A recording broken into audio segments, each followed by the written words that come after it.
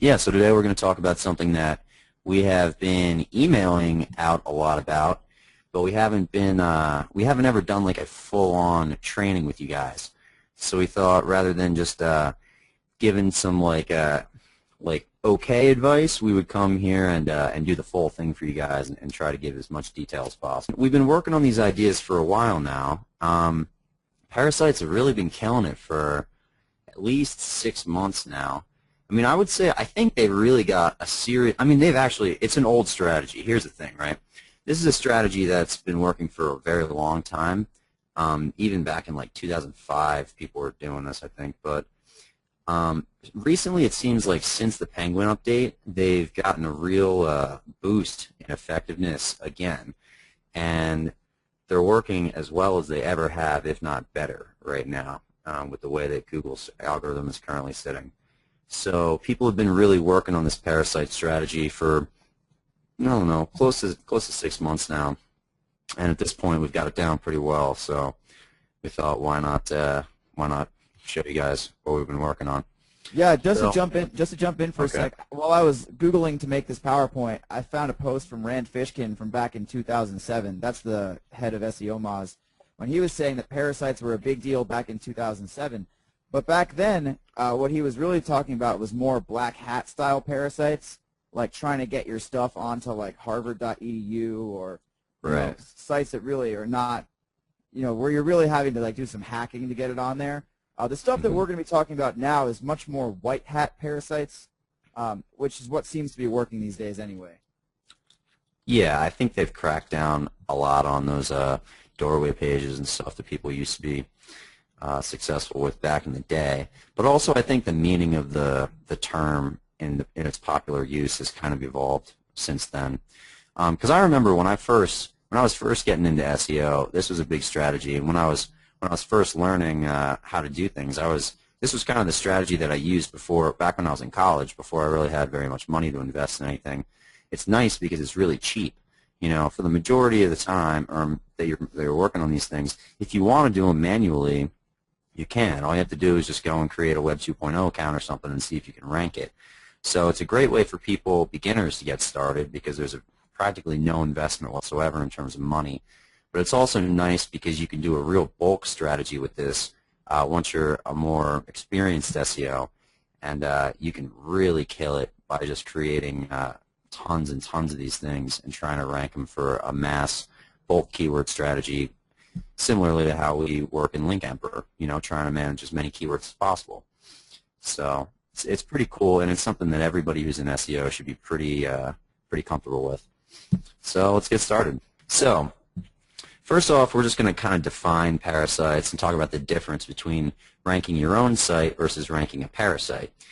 So a parasite is something, just to define it real quickly, just in case anybody doesn't fully know, it's something where you're hosting your own content on someone else's website.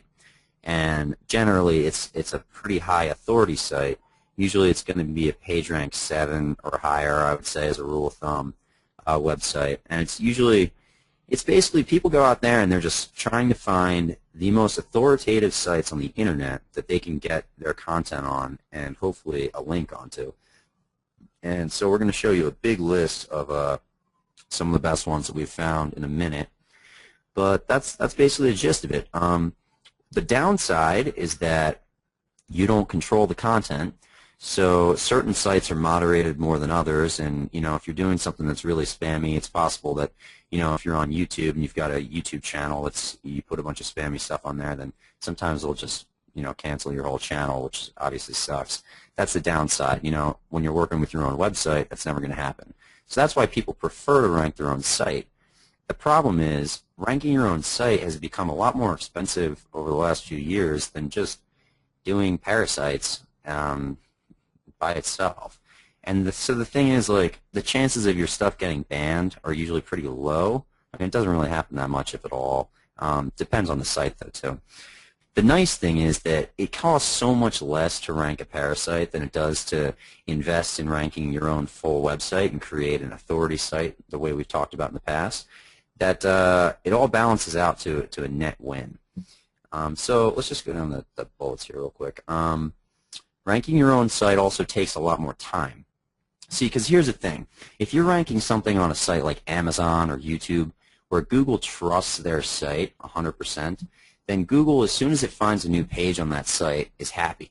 They love it, and they try to find a way to include that in their index however possible, because they know that those are trusted websites, and usually when somebody lands on a page from Amazon or from YouTube or whatever, people are happy, right? They usually find pretty good content. The bounce rate is usually lower than on an average page. People often buy a lot more on Amazon than your average e-commerce store. There's a million reasons why. But so basically, Google loves ParaSites, whether or not, and we're taking advantage of that, right? So okay, ranking ParaSites is easy. They're almost always there in popular searches. This is, I mean, it takes very little time to go and find proof of this. Just go and look at some of your biggest keywords, and you're going to see evidence that ParaSites are almost always there, especially amongst the sites we're going to show you in a second. A lot of people say that, the big question is, how are they converting, right? Because are people seeing it and then bouncing off and going somewhere else, or are they actually clicking through the link?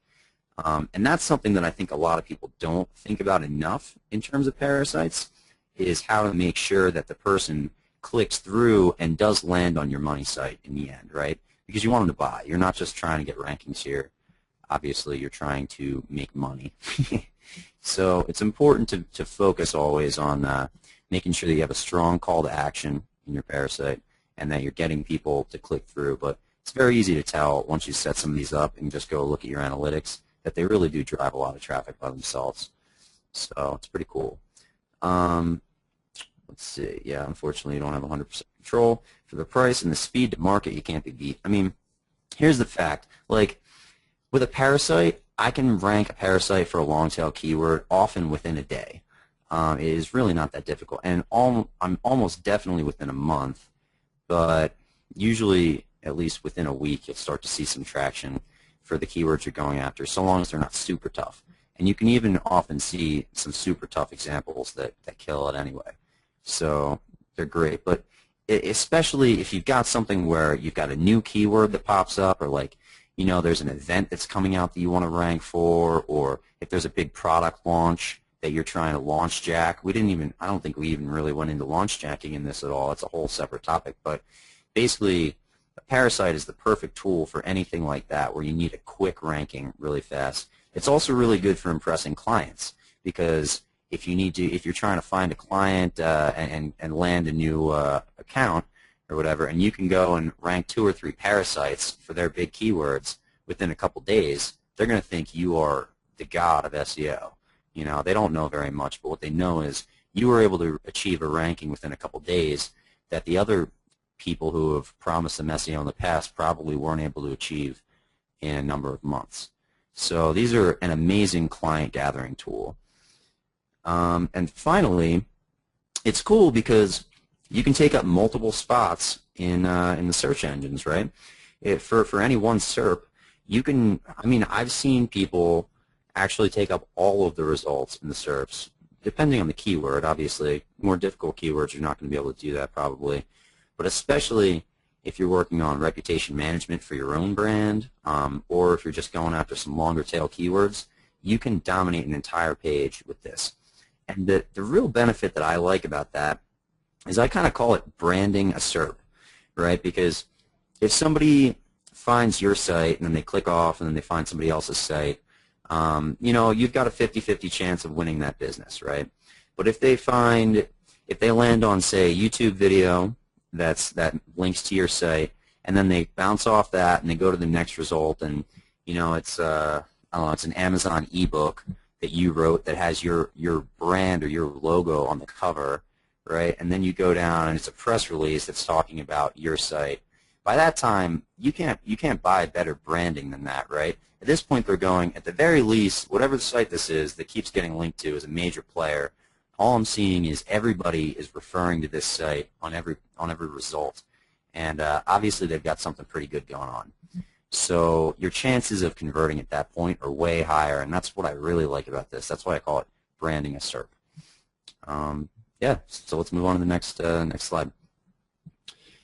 This is the other really cool thing about this is it's fairly white hat and it's quite client friendly. So from the Google perspective, a lot of people have been using ParaSites for a long time now because they're a great lens for passing PageRank through, and that way, so what you want to do obviously is build links to your links. When people were having all these problems with the unnatural linking notice, it was because they were just blasting all of their links for the most part to their money sites, just directly. And obviously, I don't actually have a problem with that. I don't think that I haven't gotten into a ton of trouble with that because I have always stressed having a really well-rounded linking profile, and that often protects you from a lot of that stuff if you're using press releases and some other stuff that we'll talk about in a minute. But this is a way easier way to avoid that. Is just to not be building all of your forum profiles and your blog comments and everything directly to your money site, but rather use them as a lens or a filter where you link to these authority sites, which are then going to start ranking really quickly and are going to actually increase the amount of page rank that you're going to be funneling through, because these are high page rank domains to start with. So when you're going and you're passing a lot of cheaper links through a high authority page, that creates a high authority backlink, which is pretty cool. So it's a nice way to balance out your link profile, and it's also a nice way to avoid a lot of Google slaps because you're not the lowest hanging fruit for Google to focus on in their next penalty. Another cool thing is that if you are interested, like back when Penguin first dropped, everybody was freaking out. Back when the blog networks got de-indexed, everybody was saying, "Oh my God, how do I get rid of all my links? I've got all these links, and I just got this email from Google saying that, we're on to you, right? That your links are unnatural. You've got so many days to clean up your link profile before we try and penalize you or something." Now, some people got a penalty out of that. Other people didn't. I think personally that pulling links was generally a bad idea, although there are certain examples where if you just had too many, basically the problem was if you were doing too many links with the same keywords, you generally ran into an issue. So it is a nice way if you go and you look at your link profile, right, and you see, oh wow, I've got 50% of my links are all to the same anchor text keyword.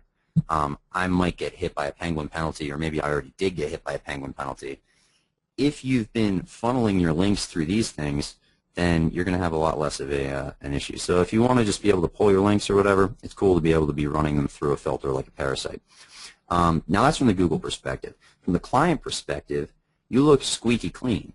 I mean, they are not going to see anything much more than a YouTube channel with a bunch of videos and some press releases and some Amazon ebooks and things that all look extremely legitimate. Your Twitter profile, your LinkedIn profile, all this stuff, Google+.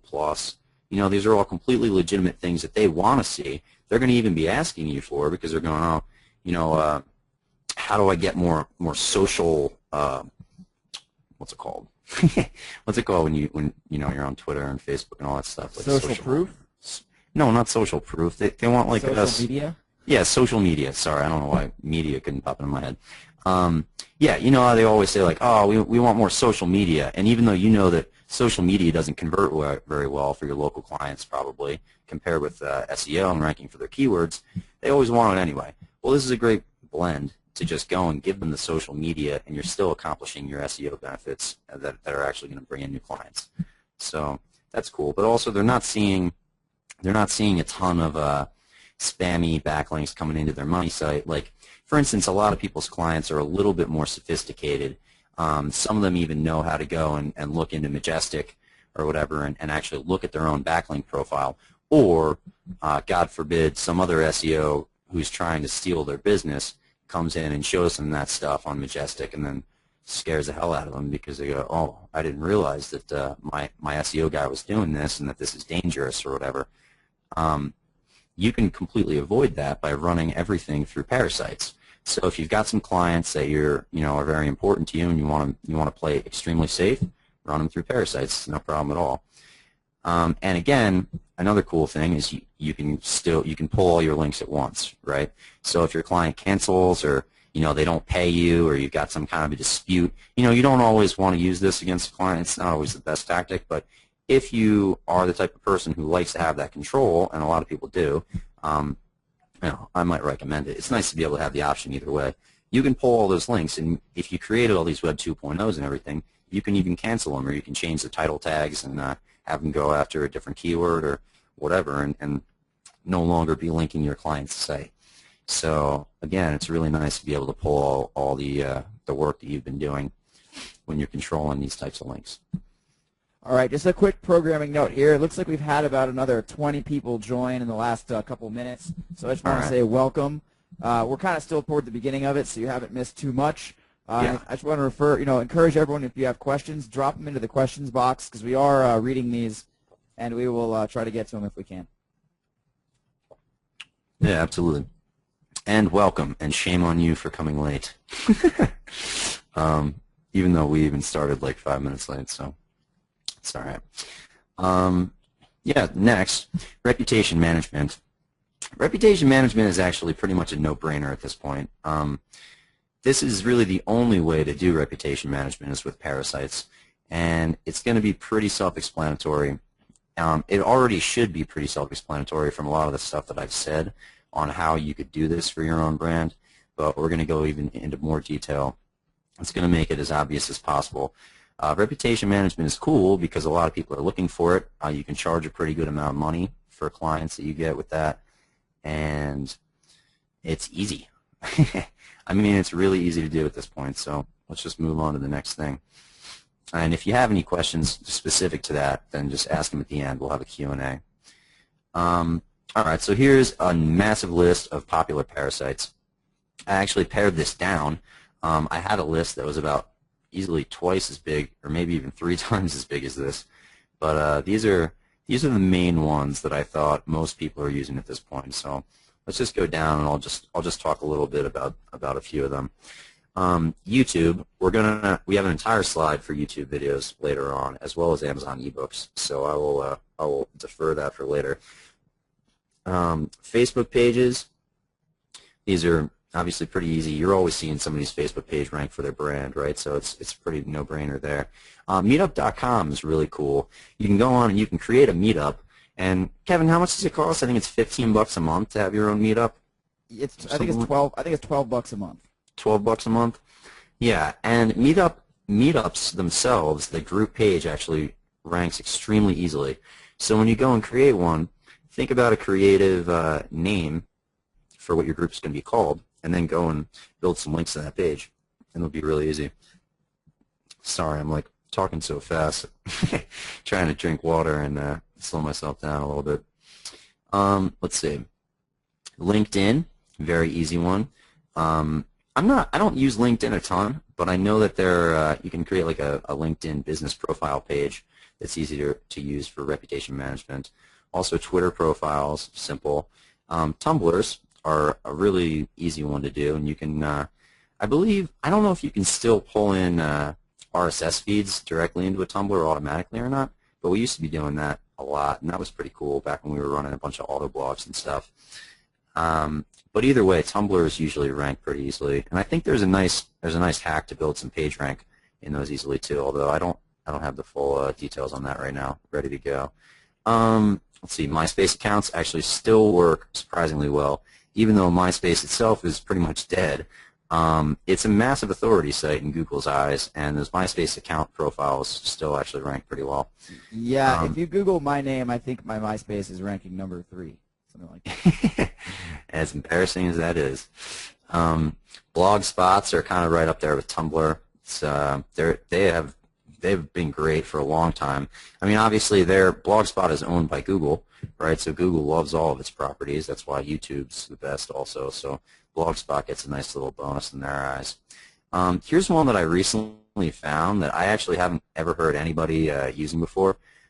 So I have this e-commerce store, and I was just trying to get some more like trust seals on there and stuff. So I was like, all right, whatever. I'm going to fold, and I'm going to join the BBB. I'm going to go and pay whatever it was. It's like $400 or something to sign up for a year for the BBB. And everybody in business for themselves knows that it's kind of a sham, right? Like they just make you pay the money, don't really look into your business at all, and then give you an A rating once you've been around for a year, and that's pretty much the whole deal. But a lot of like regular internet browsers, especially senior citizens, it seems like for some reason, put a lot of trust in the BBB. So I was like, all right, I'm just going to sign up for the BBB and put that seal on my site. So then when I signed up, I had to harass the BBB woman in my local chapter for multiple days in a row because there was an old, outdated BBB page that was ranking for my site that had like a C rating because we had never paid them off in the past, and it was just a real headache. So I wanted to get rid of that thing and replace it with a new one. But so I had to contact this woman and do all this stuff. But by the end of it, I had a pretty good relationship with her, and she sent me the information for how to set up your BBB online account and everything. So I was like, all right, this is interesting. I wonder, as always, anytime I get an account on an authority site, because I always think about ParaSites, I look into it to see whether I can game the system somehow, right? And it turns out that you can game BBB pretty effectively. It's not the best in terms of the amount of control that you have over the page, but I was actually able to change the title tag of my BBB account, which is all that really matters. And I'm not going to throw out the niche that I'm in, but I was able to rank my personal business's BBB page for one of the biggest keywords in my niche. Right now it's sitting at like number 7 on the first page, and just by throwing it into Link Emperor. So look into the BBB if you haven't signed up for it, and it might be worth the cost of admission when you add in that you've got a pretty solid ParaSite there. Yeah, and just a quick note, Simon mentions that BBB is also great for Google Plus local citations. Ah, that makes a lot of sense. Yeah, definitely. Okay, so the next two we've got dailymotion.com and metacafe.com. These two are both just video sites. They're nice alternatives to YouTube because, for one thing, YouTube is kind of strict in terms of the sign-up process and stuff sometimes. Like, I know that depending on what you're doing with YouTube, if you're trying to do a more bulk strategy, and say you're going on to Black Hat World and you're buying like 75 YouTube accounts at the same time so that you can try to spread your stuff out. Not that we've ever tried to do that. Yeah, not that we've ever done this last month or anything. But so basically what happens is YouTube's owned by Google, as I said before, and they're pretty smart about looking at IPs and seeing through proxies and stuff like that, and trying to unify accounts under who actually signed up for them. So they banned like all the accounts that we bought in one day. Right, YouTube's pretty good about that stuff. So if you're trying to do some hacky strategies, I would look more into Dailymotion and Metacafe because they actually rank pretty well. You can still get the benefits that a YouTube ranking normally gets, where you can get the little image on the left-hand side and everything, and they'll just put them right there in line with the video results. My theory is that you see a lot less of these just because there's so many less people that are actually using these sites to upload their videos versus YouTube. But I do see a lot of them ranking, so definitely look into using those. And also, a lot of the time you'll see like a YouTube and a Dailymotion sitting right next to each other with the same exact video, just a different title tag. So that's a nice kind of hacky way to try and get multiple rankings out of the same video. That's actually something that just popped into my mind that I need to do for some videos I just created. So, yeah. Yeah, and we've got some examples of that we'll show later too. Yeah. Pinterest, the world's newest social network. Pinterest profiles rank really well. They're great. Yahoo Answers. I'm sure you have seen Yahoo Answers all over the place because for some reason these pages rank like nothing else.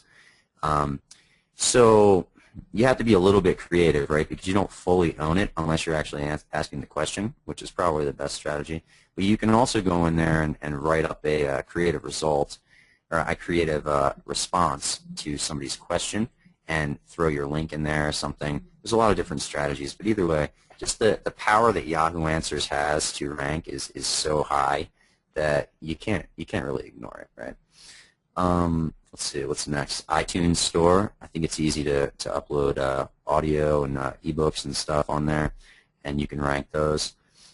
Google Plus accounts. you can definitely get your Google Plus account ranking for reputation management and stuff. Eventbrite is one that somebody just told me about, actually. I've used Eventbrite. I've never used it as a parasite, but now that once somebody mentioned it, it made a lot of sense to me that I'm sure it is really easy to use. So I can't go into a lot of detail on that one, but look into it because I'm sure that could work really well. It's very similar to Meetup.com. Craigslist, the old school parasite, still works great. You still see for local listings people ranking pretty well with Craigslist. And the nice thing is that Craigslist just has so much traffic that it's really easy to get leads through Craigslist either way, but a lot of people don't try to rank them. The nice thing is that Craigslist is so fresh in terms of the way Google looks at those results that a lot of the time you can get a Craigslist posting ranking faster than practically anything. The downside is that people can downvote it, and if people think that it's spammy, it'll get pulled a lot faster. Also, they expire after a few weeks. You can actually renew them, but it's a little bit of a pain to work with. So I would say a Craigslist for short-term rankings, or if you're trying to just do something really quick. iReport.cnn.com is a cool little site that I found a couple months ago, where you can go on there and you can create an account as a reporter. So this is fun because the first time I actually found this because I met somebody who I was just introduced to some guy who was a reporter, and I was just chatting with him, and he gave me his his reporter webpage, and I went to go see if he was legit or not, and he had this iReport.cnn.com thing, and it turns out he had some pretty good interviews on there and everything, but I saw that I could just sign up and create the same account myself. So it's a pretty cool little site that you can go on there and make yourself look like a reporter. There's a ton of creative strategies that you can come up with using this site, but it's also really easy to rank those pages just on their own, and also rank the entire account as a pretty strong parasite, because CNN is like a PR9 website, and I think this subdomain is like PR7 or something itself, so it's great. And finally, press releases, and we've got an entire slide on press releases too, and we're going to go into actually, I think we're going to probably do an entire webinar on press releases later on with our friend Keith Baxter, who is the king of press releases and parasites. So look out for that in probably maybe a month or two. I don't know. We'll see. But either way, I'm going to have my own slide on press releases right now just because they're possibly the best parasite besides YouTube out there. So that's going to be good. And that is the fairly exhaustive list. All right, some of the best ones we have. Now we've just got a whole bunch of examples that I pulled. The point of these is kind of just to show some proof that these things can rank, and oftentimes they rank really well. So I'm just going to kind of scroll through some of these quickly, and they're kind of interspersed with the other slides. So let's just do these here. This is my favorite of all the examples that I found, so I put it first. For the SERP, why is my poop green? I can't believe you actually put this into the slides. Well, believe it or not, it gets 90,000 searches a month, and the top two results are both answers. So if you happen to have a product related to that, you could definitely be getting a ton of traffic. That is a ton of traffic. We talked about Facebook pages. I was inspired by 9/11, and it turns out that Facebook, even though it's a major news event right now, Facebook is still outranking the news and the images and more news stories.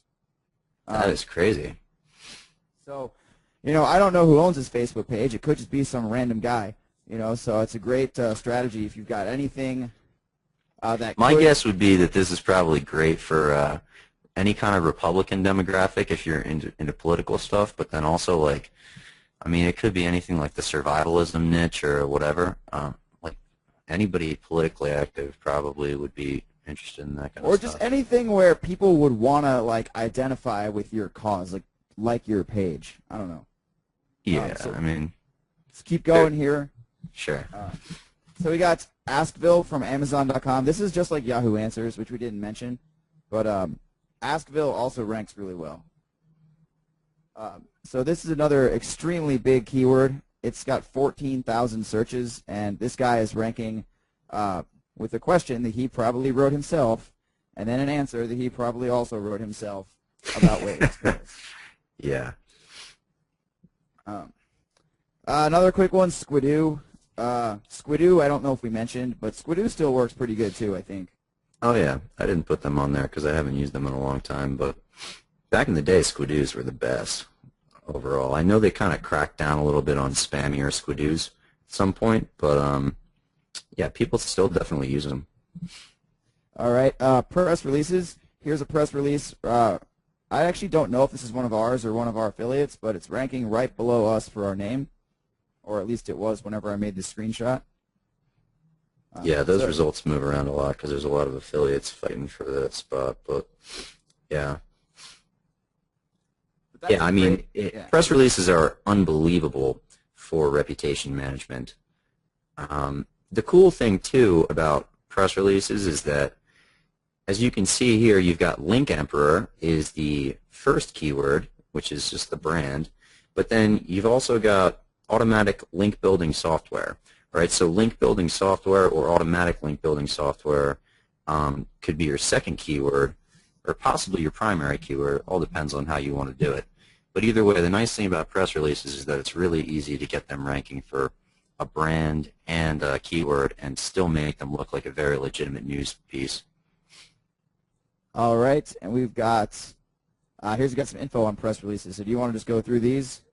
Yeah, absolutely. All right, so let's get into press releases and why they're so awesome. Number one, don't forget to backlink to your press releases. I think that a lot of people actually miss this for some reason because the press releases do rank very well on their own a lot of the time, so I don't think it sometimes occurs to people. Also, you don't have the URL right off the bat. Obviously, they have to go, you have to write the press release, you have to submit it, then a day later or so it comes back, and you have to go and figure out where the URL is, right? So the best way to do that, maybe you should use your screen to demonstrate this, Kevin, but so you want to take the title. So like if we went and we took the title of that press release that was ranking for Link Emperor, and then we just Googled that in an exact match in quotes, we would find all of the other press releases on all the different news sites, right, and see what our distribution was and everything, you know, how many, maybe 100 sites, 200 sites or whatever, how many of them picked it up. And then when you're Googling something like that, generally the ones with the highest page rank and the ones that Google likes the best are floating to the top, just like any other search, right? So all you have to do is Google the title of your press release, pick out the #1 ranking version of that release, and then that's the one that you want to backlink to because that's got the best chance of ranking for your larger keyword or whatever you're actually going after. So that's very important. As soon as you do a press release, go out there, find the best one, and then put that into Link Emperor, and you'll see some really good results out of that. As I said just a minute ago, you can rank for a keyword and brand name. So a lot of the time, I like to throw both of them in there, just because this is the easiest possible way to do reputation management. And if you're already doing press releases to try to rank for other keywords, this is like an effortless way to clean up all the results for your brand. They're not as expensive as you might think. I know I wrote a little bit about this in an email when I sent one out a couple weeks ago, but I used to think the press releases were really expensive for some reason, and that it just wasn't exactly worth the cost considering the benefit that I was getting. But what I didn't realize was that they're actually not as expensive depending on where you get them.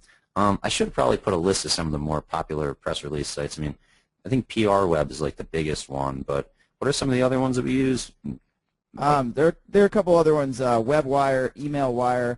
I actually have a slide in a second of, as you guys know, you can also get them directly from Link Emperor as well, and I'll show you how to do that in a sec. Yeah, exactly. But either way, so yeah, they're not as expensive as you might think, and they're definitely worth it because of the next bullet point. We like to call it cloud cover, and it's basically a legitimate backlinking strategy. You know, so you can't just go out there and only build blog comments and profile links and stuff like that. They work really well when you balance them out with other more legitimate links, right? So press releases is probably the easiest way to get some legitimate backlinks into your link profile. Sorry. And it helps you avoid the majority of penalties that come down from Google, because a lot of the time they will penalize a site that's got some, that's got only cheap links. But if you've got a strong press release profile and you've got a lot of their stuff, it helps you to get away with a lot of other gimmicky things, that work for a short period of time, but won't last in the long term unless you've got some more legitimate strategy going on. So I definitely recommend running press releases to any site that you actually care about. And it's also one of the easiest ways for you to build up PageRank. That said, press releases help a site more in the beginning, and results do trail off. And now this is only in terms of PageRank that I'm talking about, and increasing the rankings of your money site here in the cloud cover strategy. But think about it, right? If these press release networks only have so many sites that they generally post to, and certain ones pick up pretty much every press release. Sorry, I gotta have a drink of water or something. Certain ones pick up almost every press release. Other ones, occasionally you'll get lucky and get a new pickup. But the point is, if you're releasing on the same networks over and over, and you're always linking to the same thing, same site, same money site, just like anything else, you can only link from the same site so many times before your results from that particular domain start to fizzle out a little bit, and your following press releases, in the future, will have less effect. It's not going to hurt your site, but at all, and it's going to help a little bit, but you're not going to see as much results as you do right in the very beginning when you run your first couple of press releases. So that's why I love running press releases, especially to a brand new site, because it's one of the easiest ways to get some authority to a new site and help protect it from kind of like new site penalties that you can sometimes see happening. Finally, in terms of the press release itself ranking for keywords, there's what I call a first in, first out effect here, and that's actually me being an accounting nerd, if you know anything about accounting for inventory. But it kind of works the same way with press releases, right? So you see a shorter shelf life with press releases because Google loves them because they're fresh. Google wants to show fresh results. Google wants to rank a press release almost as soon as it is released, because that, every day after a press release comes out, Google sees it as being slightly less relevant than the day that it was there because it's a news item. So they rank really fast and really well in the beginning, and then especially if you don't backlink to them, they will often start to drop down their results. But if you do backlink to them, a lot of the time you can see them stick around a lot longer. But overall, press releases tend to have a shorter shelf life than some of this other stuff like a YouTube video. Sorry. Do you want to take over for a second? I got to drink some water. So here's a quick slide that I just threw together a screenshot of.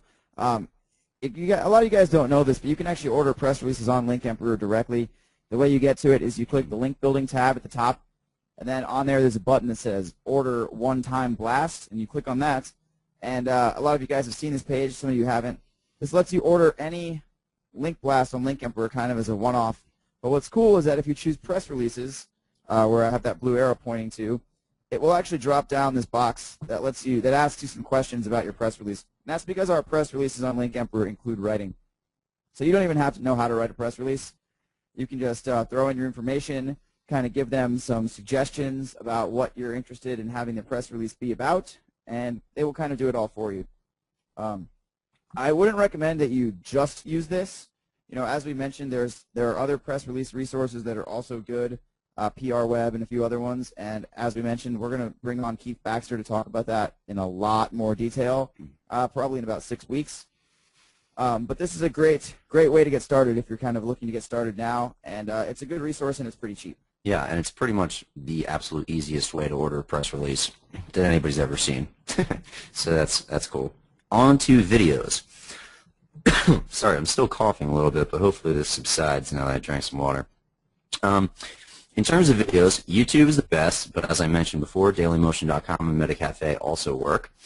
It's very important to format your on-page stuff properly with your videos, just as with anything else, but I think a lot of people tend to overlook the on-page because it's a video. So, they kind of forget that SEO is built almost entirely around the text side of things. So you need to make sure that you have, for one, very good keyword relevant copy below the video, but also you need to make sure that you're linking to your site in there to pass the page rank.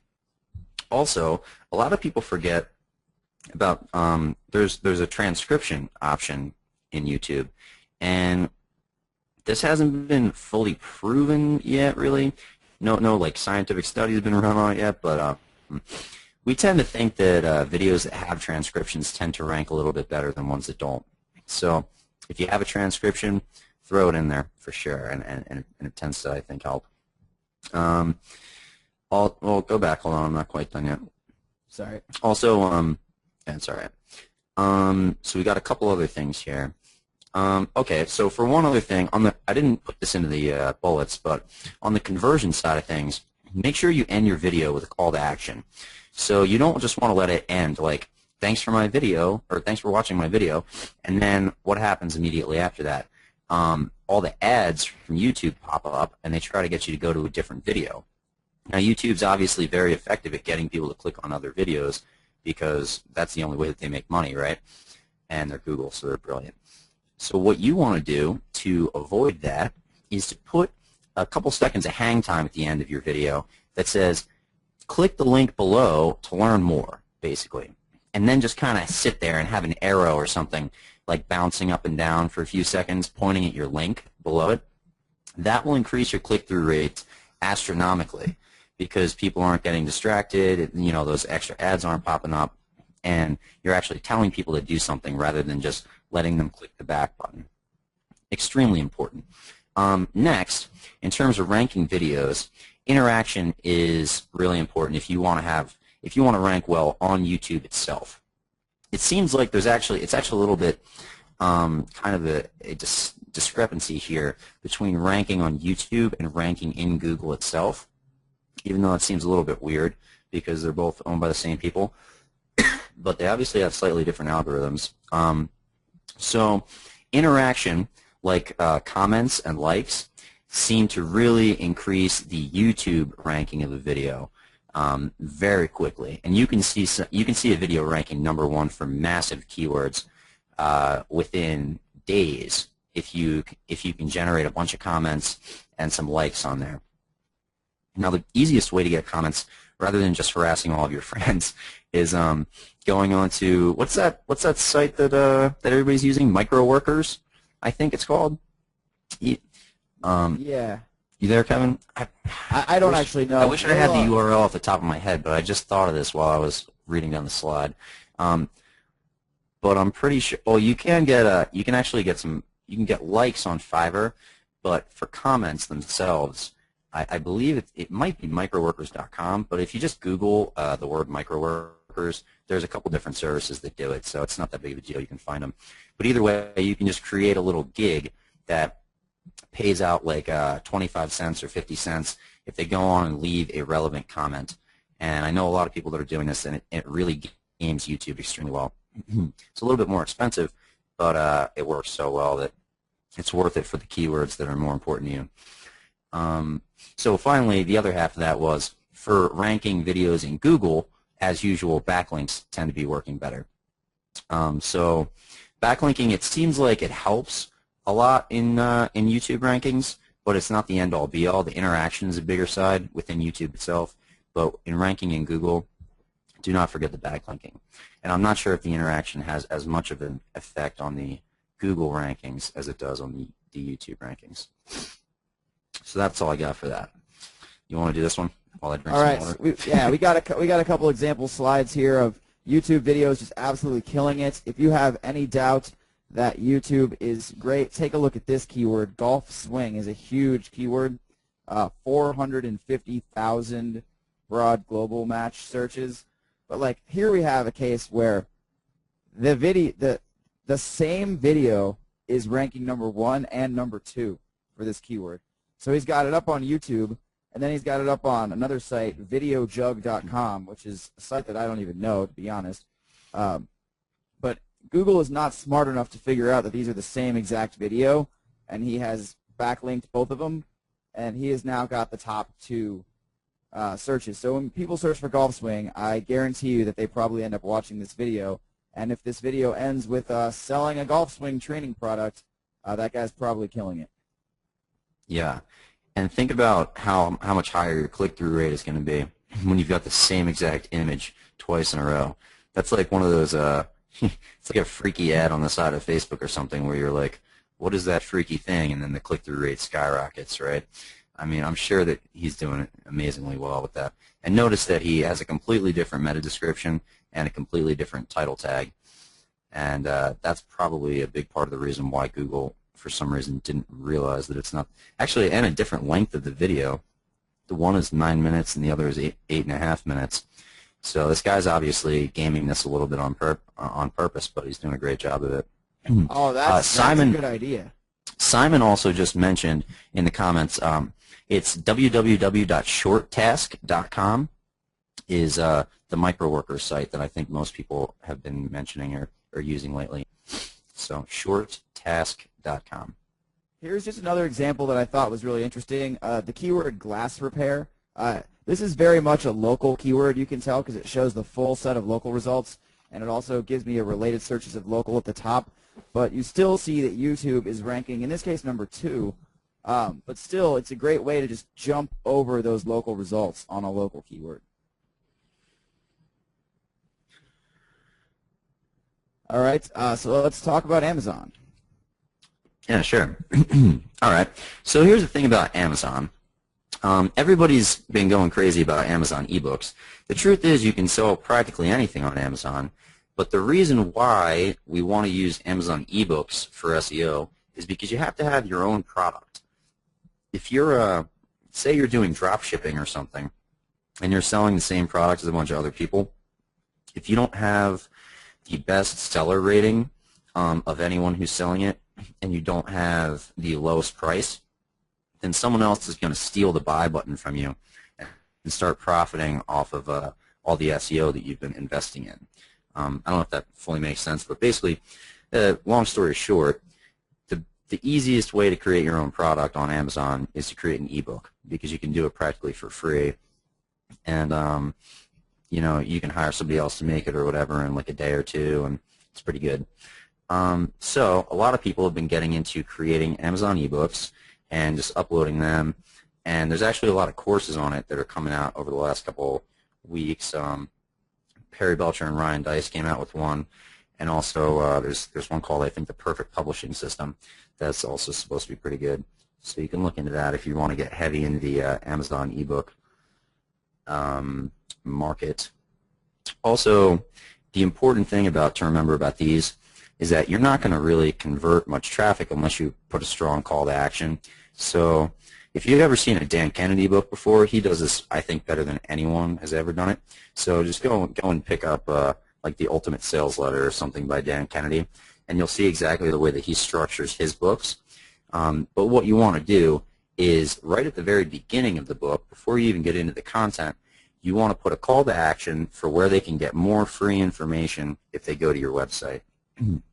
And that way, you're not trusting them to read the entire ebook because practically no one reads anything, right? But if they even open the ebook for a second, they're going to see your call to action, and hopefully they'll take advantage of that. So that's the quickest and easiest way to get somebody to your website through an ebook. Don't forget that conversion side of things, because otherwise you'll be wasting your time. Next slide. All right, so we've got an example slide here. The example I found is actually not a book, but you didn't change this. We're still on the last slide, I think. Sorry. So we've got an example here. This is the one that we found the other day with the skin cream for men keyword. It's a pretty big keyword. These guys created their own face cream, called it Face Lube, which I think is hilarious, and ranked it #1 for that keyword. And the great part about it is that they are selling this thing for $200. So like you go. Yeah, and you should see the reviews. It's like they have the most amazing reviews on Amazon anyone's ever seen. You would think that this takes 40 years off of your face. So yeah, the point is that Amazon ranks really good, even with a ridiculous product. Yeah. Oh, all right. Well, that is the majority of the slides that we have for this stuff. I wanted to throw in here real quick, just a quick plug. This isn't really a pitch, but I just think this event is going to be amazing, and you guys should check it out either way if you have the opportunity. It's September 26th through 29th, so it's in like 2 weeks. It is at it is up in Sacramento, and Dory Friend, our friend, is having what I think is going to be the best SEO live training of the year, hands down. It's going to be amazing. I already saw that there are a few people who are in the questions here right now who are going there, and it's going to be awesome. But also, everyone from our private SEO mastermind is going to be going there just to hang out, half of the time to party, and just hang out at the bar and, you know, talk to whoever is there, which is an amazing opportunity to get information from what I think are some of the smartest SEOs in the world right now. But also, they're all going to be presenting, and there's no pitching allowed. Dory is very serious about adding as much quality to our customers as possible. I wouldn't ever pitch you guys on something that was going to be a pitch fest, because as you guys know, we try our hardest to give out as much good content as possible. The only reason that I'm mentioning this again is because I truly think that this is going to be the greatest live SEO training that has ever happened. And it's pricey, but it is very worth it. Kevin and I are both going to be presenting there too, and we'd love to see you guys there. So it's going to be a great time. So that's the link if you want to go. I mean, Bobby's going to be doing a brand new presentation that hasn't been heard before. I'm going to be presenting a new thing on metrics that hasn't ever been presented in the past and probably won't be for a while. And I mean, there's something like 15 or 20 different speakers that are speaking. They're all going to be really good. And yeah, I mean, you know, as Bobby mentioned, a bunch of our customers are going to be coming to this thing. We're going to be hanging out pretty much every day at the bar. So, you know, there's going to be unlimited access to hanging out with us. All of your questions will be answered, and pretty much a lot of stuff is going to get talked about. So, and for those of you who don't know who Dory Friend is, she runs something called SEO Nitro, which you might have heard of. They've done tons of big launches, and they've well, she's basically the queen of link networks. So it's nice because it's also very complementary to Link Emperor. Link networks are kind of like the high PR complement to what we do, which is the efficient, broad variety of link building side of things. So you're going to be able to learn, like if you go to this event, you will learn the best all-around SEO training, and you will be kicking some ass after it. So it's great. That and just the networking alone is probably worth the entire price of admission. Absolutely. It's also a small event. I think there's only like 100 people that are going to be there for 3 days, so it's amazing. All right. So yeah, I hope to see you there. Also, Simon mentioned drinks on Kevin. All right, I'm down with that. So in summary, ParaSites are awesome. YouTube and press releases are insane. Go to Dory's event. I mean, well, why does that keep disappearing? Yeah, I mean, the bottom line is, I mean, we might want to send these slides out to people or something so that they can get, we can probably email these out with the replay when everything is done. But basically, use these as a resource. I mean, you've got, I'm pretty sure I listed at least 20 or so ParaSites in that one slide before. And also, it's the ultimate solution for reputation management. It's an amazing tool for having clients and making sure that you're you know, covering your tracks and everything and avoiding Google penalties, but also stealing as many spots in the SERPs as you possibly can. So does anybody have any, let's do a Q&A now, I guess. Let's open this up. So what kind of, what questions do we have here? Okay, Frank asks, how is it the ultimate tool for reputation management? Well, because basically reputation management is just ranking for your own brand, right?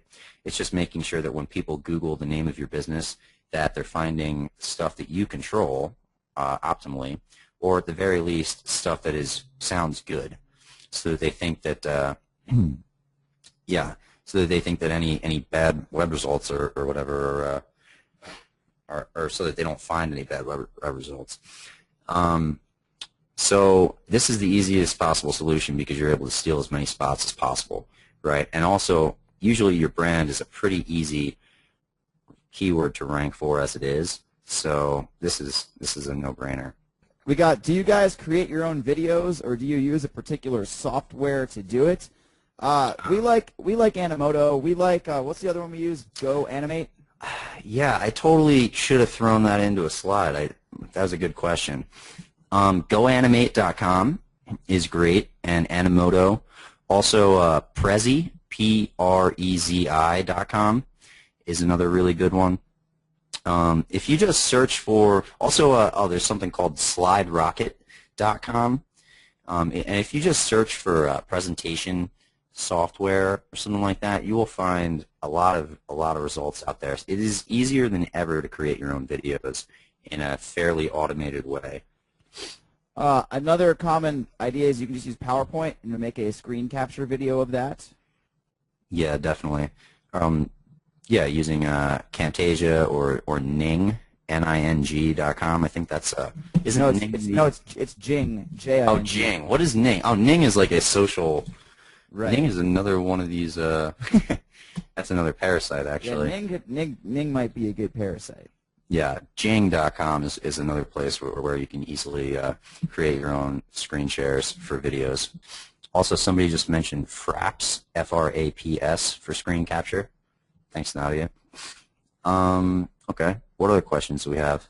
How many parasites do you need, or how many do you recommend pointing to your money site, asks James.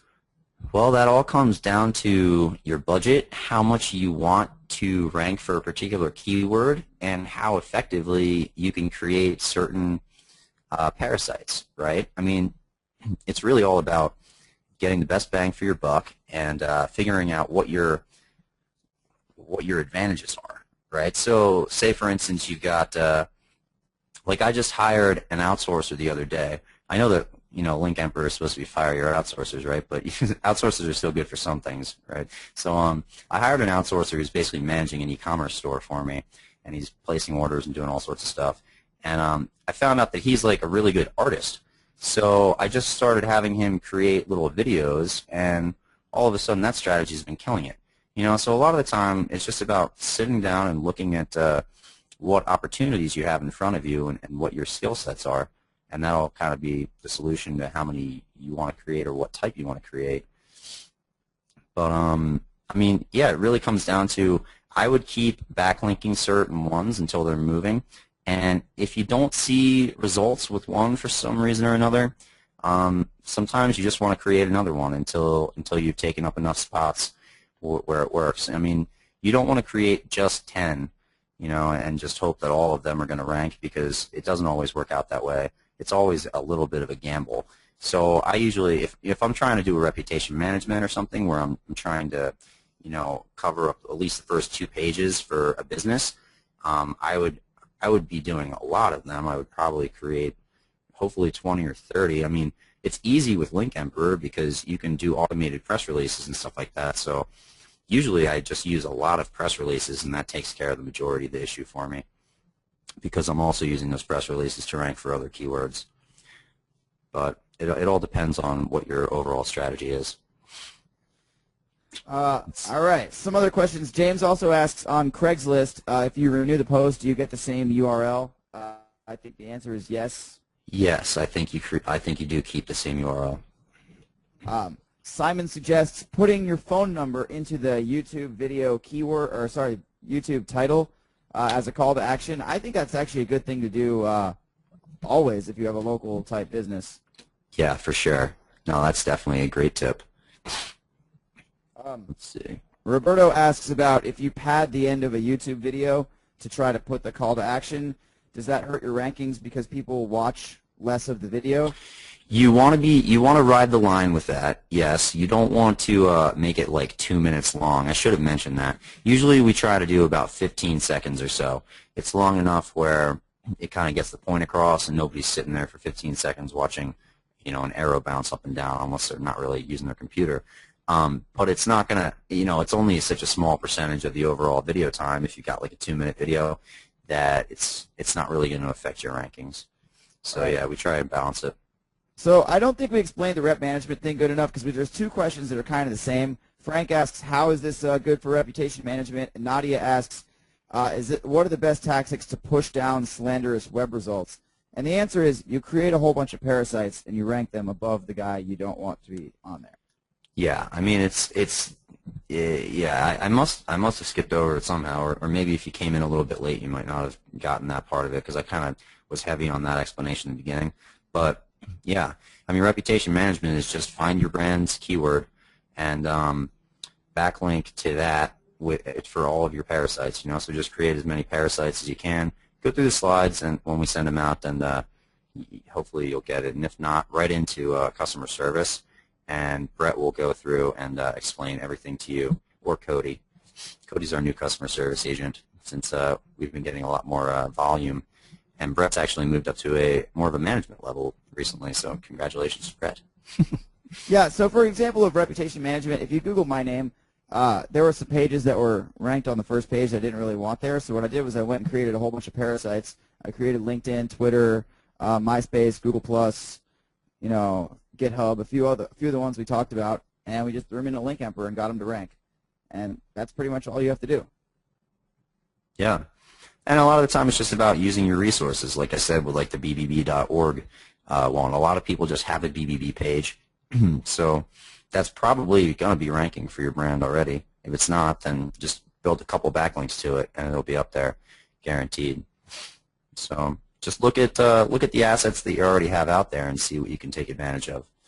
A lot of people don't just have their site. You've already probably got a Twitter profile and some other things. So if it's not ranking, just throw it into Link Emperor, and you should have no problem. All right, a few other questions. Do we create a separate account for each parasite for each keyword? Sometimes. I don't think there's a hard answer to that question. What do you think, Bob?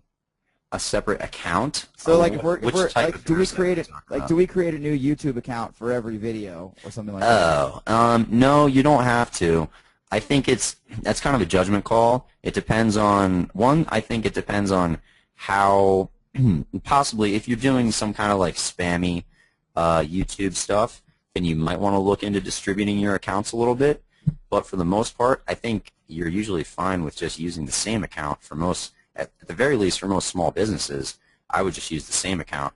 Oh, the one thing that I totally forgot to go over, I need to mention this really fast. I don't know how I skipped this on the YouTube page, but this is the greatest strategy ever for the YouTube video thing, and I must have just completely blanked on it.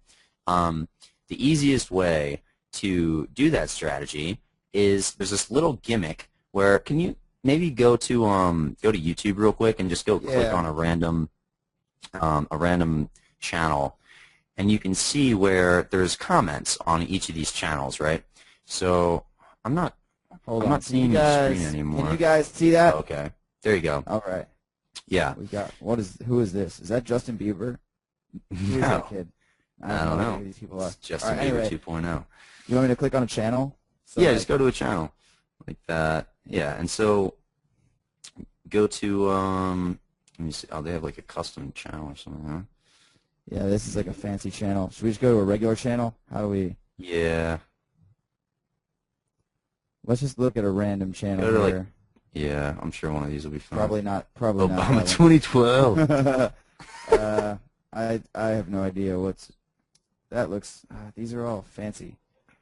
Are they? I don't know. Let's look at some practical outfit ideas. What is this crazy YouTube thing? Shenanigans. Where do you want me to go? Well, I guess the moral of this story is that there's a lot more that you can do with YouTube than you might think. Well, basically, all right. So all you do is go to the comments. Comments. There it is. All right. I don't know why comments is under browse videos, but anyway. So you see these comments here, right? Completely idiotic, pointless comments.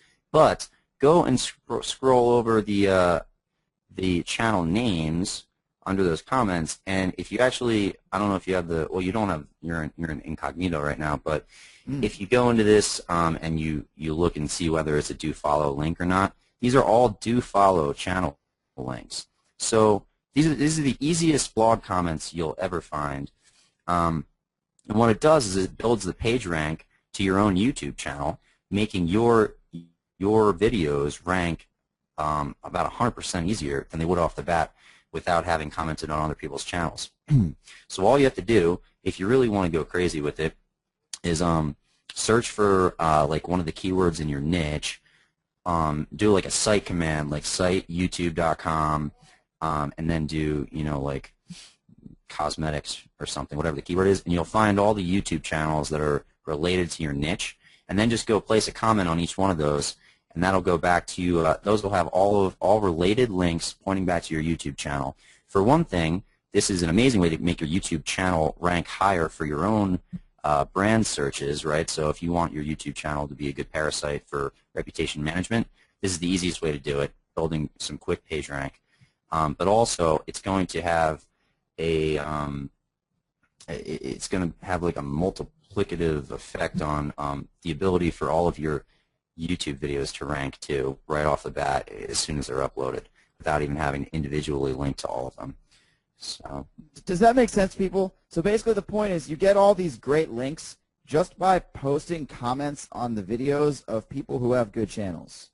Yeah, and the funny thing is, if you look around, a lot of the time there will be like no comments on somebody's channel, or like just a couple comments, and that means that you're getting the majority of the page rank from that page.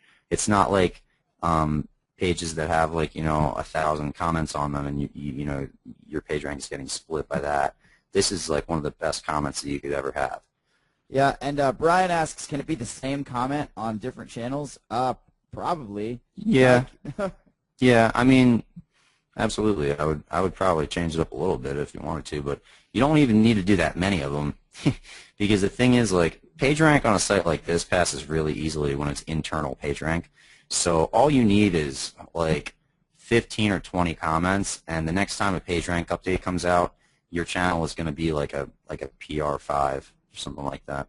Ramiro says that we are awesome. Thank you very much for that. Yeah, no problem. Thank you for attending. Of course. This is a thank you webinar. All right. Well, customers. I think that's most of the questions. Does anybody have anything else? Trinity wants to know about keyword research.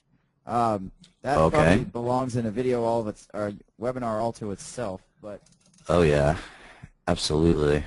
What specifically about keyword research?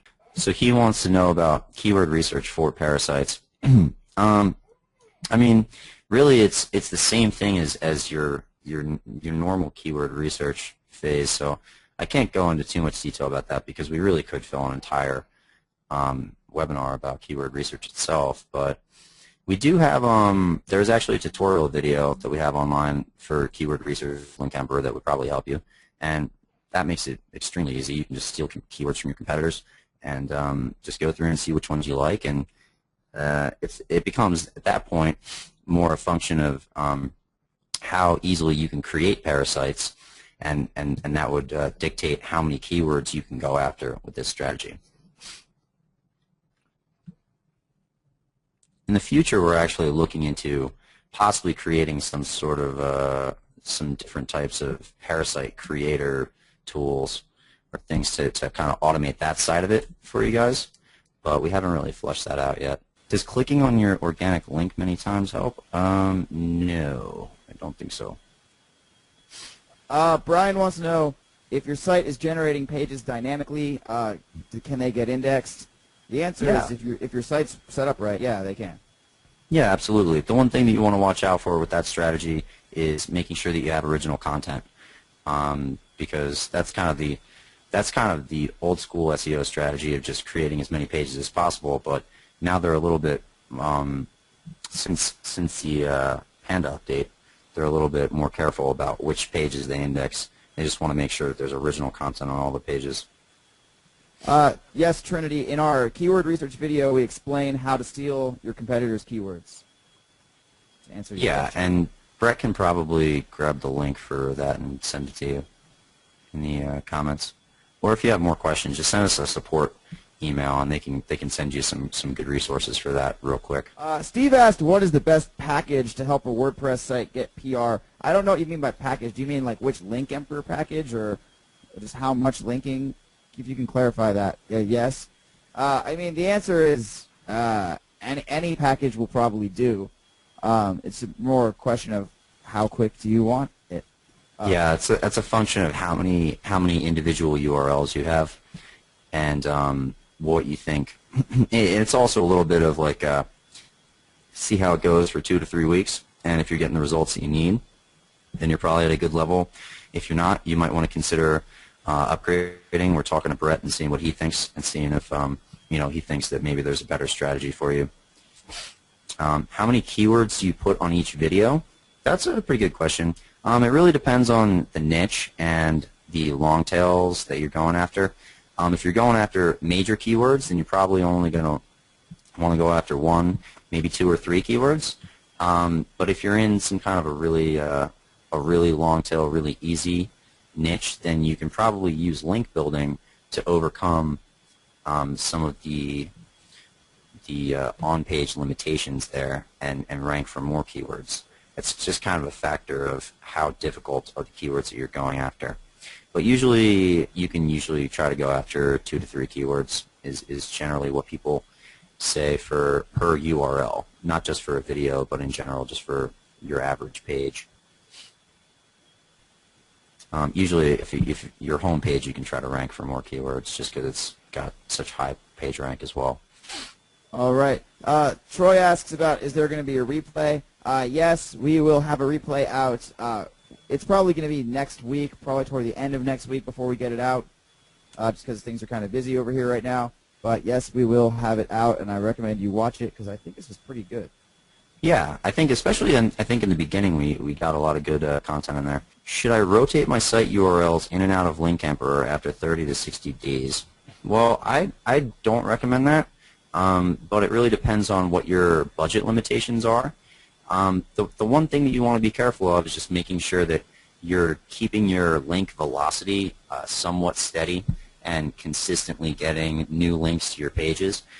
So what link velocity is basically just the rate at which you're getting links over time, right? Because Google thinks that freshness is important, and just as having fresh content is important, it also sees getting fresh backlinks coming into your pages as also a sign of importance or a sign of freshness, right? So you're taking a risk of your rankings dropping a little bit if you're rotating them in and out, because it's going to see some strange link building activity, where you're not getting links for 60 days and then you are getting links for a while or whatever. You're better off just consistently trying to link build and maybe just having a lower volume of links, but always trying to maintain a little bit just to show some freshness in there. But it's up to you and your budget and how many keywords you think you're able to manage at one time. So it can be sometimes for certain people, rotating can be a good idea. If, say, for instance, you've got like some people who have big authority sites, and they just want to hit every new page that comes out, and they're coming out with 30 new pages every single day, and they just want to get a couple blasts each page to spread links around their site.